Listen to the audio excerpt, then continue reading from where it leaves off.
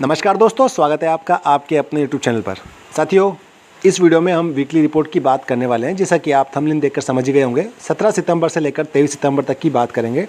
और ऐसा नहीं कि केवल वीकली रिपोर्ट की ही बात होगी, यहाँ पर कुछ आपके पूछे गए सवाल भी हैं जिसके बारे में हम डिस्कस करेंगे। तो साथियों, शुरू करते हैं आज का वीडियो। शुरुआत करते हैं पिछली वीकली रिपोर्ट से, जो कि 10 सितंबर से लेकर 16 सितंबर तक का हमारा हफ्ता था, जिसमें 2492 यानी कि 2492 नए पीवीसी मेटा टोकन खाता धारक जुड़े थे। साथ में पीवीसी मेटा टोकन के रेट में भी 1.26 BUSD पर पीवीसी मेटा टोकन के हिसाब से गिरावट देखी गई। दोस्तों, pvcmeta.io साइट पर कुछ बदलाव किए गए, जिसमें P2P सेव सर्विस की शुरुआत की गई, लेकिन टोकन विड्रॉल के लिए किसी भी प्रकार का विकल्प नहीं दिया गया। फिर कुछ दिनों बाद टोकन विड्रॉल की शुरुआत भी हो गई, लेकिन अपनी वही पुरानी शर्तों के साथ। इसी दौरान पीवीसी मेटा की दोनों साइट्स pvcmeta.io और activity.pvcmeta.io, इन दोनों साइट्स पर हाई रिस्क अलर्ट दिया जाने लगा। एनीवे, कंटिन्यू पर टच करके आप आगे बढ़ सकते हैं। आगे हमने एक रूमर के बारे में जानकारी दी कि किसी भी प्रकार के 500 PVC Meta give away offer के तहत रिवार्ड के रूप में नहीं दिए जा रहे हैं। ऐसा कोई भी ऑफर नहीं है। वैसे इस तरह के जो मैसेजेस हैं वो इंस्टाग्राम पर पोस्ट किए जा रहे हैं। दोस्तों, ये थी हमारे पिछले पूरे हफ्ते की जानकारी। अब बात करें इस हफ्ते की, तो इस हफ्ते में हमने वीकली रिपोर्ट की बात की, जहां पर पीवीसी मेटा साइट्स के नए लुक एवं P2P सेव सर्विस की शुरुआत की विस्तृत जानकारी दी। बाकी इस पूरे हफ्ते में पीवीसी मेटा टोकन का जो रेट है उसकी गिरावट के अतिरिक्त कुछ खास डेवलपमेंट देखने को नहीं मिला। इस पूरे हफ्ते में 3945 यानी कि 3945 नए पीवीसी मेटा टोकन खाता धारक बढ़े, जो कि पिछले कुछ हफ्तों से जुड़ रहे खाता धारकों से काफ़ी बेहतर है। लेकिन पीवीसी मेटा का रेट, जैसा कि मैंने अभी आपको कहा, कि पूरे हफ्ते पर डाउन ही होता रहा और इस हफ्ते 0.82 BUSD पर पीवीसी मेटा टोकन के हिसाब से माइनस में गया। तो दोस्तों, ये थी इस हफ्ते की जानकारी।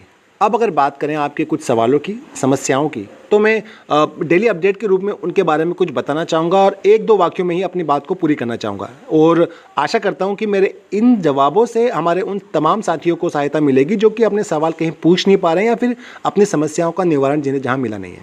देखिए, बात करते हैं कि आपने अपने ट्रांजैक्शन पेज से, जो कि आपके टोकन फार्मिंग की साइट से आप टोकन विड्रॉल करते हैं तो ट्रस्ट वॉलेट में आता है। तो टोकन विड्रॉल में आपके ट्रस्ट वॉलेट में टोकन 48 आवर्स में विड्रॉल नहीं हो रहे हैं।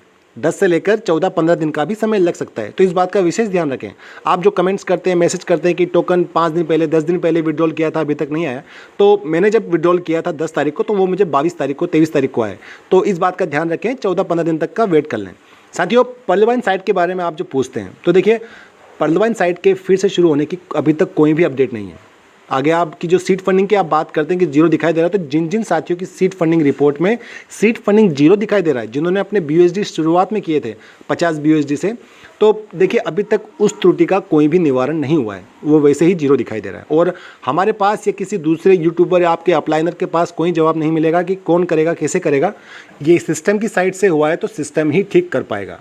साथियों, सीड फंडिंग 10 BUSD से तो हो रही है, लेकिन 100 से कम BUSD से यदि आप सीड फंडिंग करते हैं तो आपको 50% अतिरिक्त टोकन रिवार्ड के रूप में नहीं मिलेगा। इस बात का ध्यान रखिएगा। और सबसे महत्वपूर्ण बात, pvcmeta.io या activity.pvcmeta.io यानी कि सीड फंडिंग की साइट या टोकन फार्मिंग की साइट, दोनों साइट्स पर किसी भी प्रकार के ट्रांजैक्शन करेंगे तो वहाँ पर BNB नेटवर्क फ़ी के रूप में आपसे चार्ज काटा जाएगा। इस बात का ध्यान रखिएगा, BNB हर ट्रांजैक्शन पर कटेगा।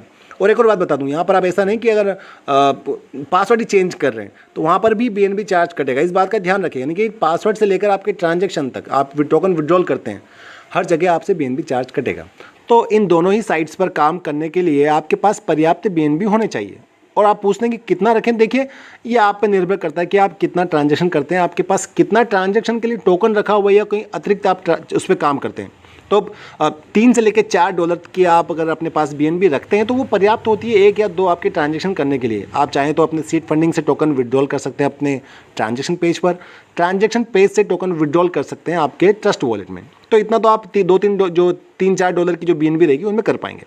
दोस्तों, अभी के लिए इस वीडियो में इतना ही है। और ऑफकोर्स आप कहेंगे वीडियो कम आ रहे हैं, तो बिल्कुल वीडियो कम आ रहे हैं, क्योंकि देखिए अपडेट्स भी कम आ रही है, साथ में कुछ निजी समस्या है, निजी व्यस्तता है। खैर, जैसे ही कुछ नया डेवलपमेंट होगा मैं अपडेटेड वीडियो ले आऊँगा उसके बारे में। दोस्तों, वीडियो अच्छा लगा हो तो वीडियो को लाइक कीजिएगा। चैनल पर नए हैं, चैनल पर पहली बार आए हैं तो चैनल को सब्सक्राइब भी कर लीजिएगा। और दोस्तों, हर बार की तरह वीडियो के अंत में कहना चाहूँगा कि माना आप किसी का भाग्य नहीं बदल सकते, लेकिन अच्छी प्रेरणा देकर किसी का मार्गदर्शन तो कर ही सकते हैं। तो बस इसी नोट के साथ ये वीडियो का अंत। God bless you all. जय हिंद।